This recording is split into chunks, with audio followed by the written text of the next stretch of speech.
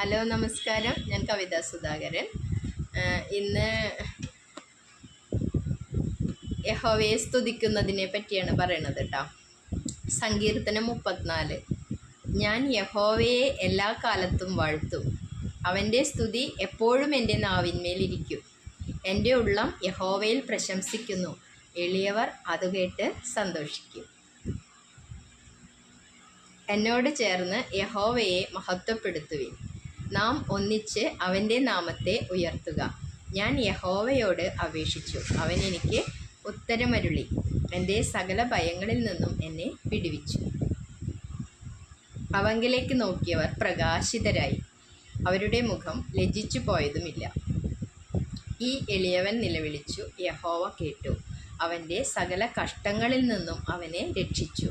യഹോവയുടെ ദൂതൻ അവൻ്റെ ഭക്തന്മാരുടെ ചുറ്റും പാളയമിറങ്ങി അവരെ വിടുവിക്കുന്നു. യഹോവ നല്ലവൻ എന്ന് രുചിച്ചറിവിൻ, അവനെ ശരണം പ്രാപിക്കുന്ന പുരുഷൻ ഭാഗ്യവാൻ.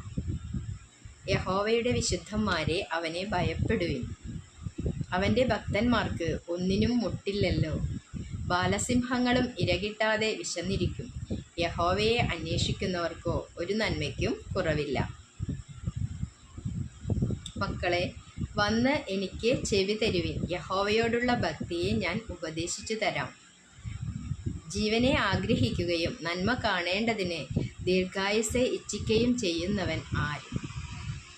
ദോഷം ചെയ്യാതെ നിന്റെ നാവിനെയും വ്യാജം പറയാതെ നിന്റെ അധരത്തെയും കാത്തുകൊള്ളുക. ദോഷം വിട്ടകന്ന് ഗുണം ചെയ്യുക, സമാധാനം അന്വേഷിച്ച് പിന്തുടരുക.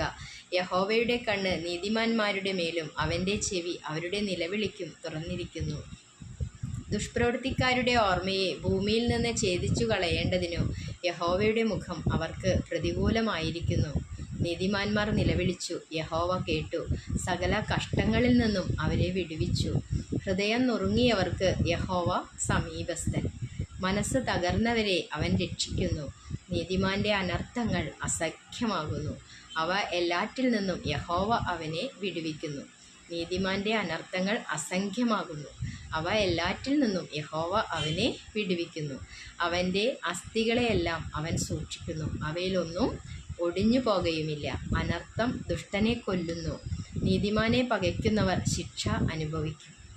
യഹോവ തൻ്റെ ദാസന്മാരുടെ പ്രാണനെ വീണ്ടുകൊള്ളുന്നു, അവനെ ശരണമാക്കുന്നവരാരും ശിക്ഷ അനുഭവിക്കുകയില്ല.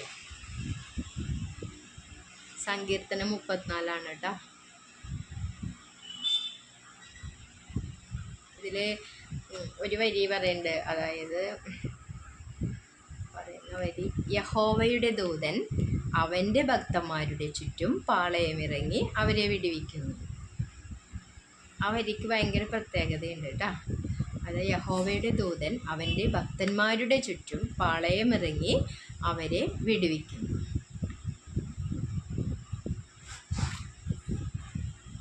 ശ്രദ്ധിച്ച് വായിക്കണേ. Thank you.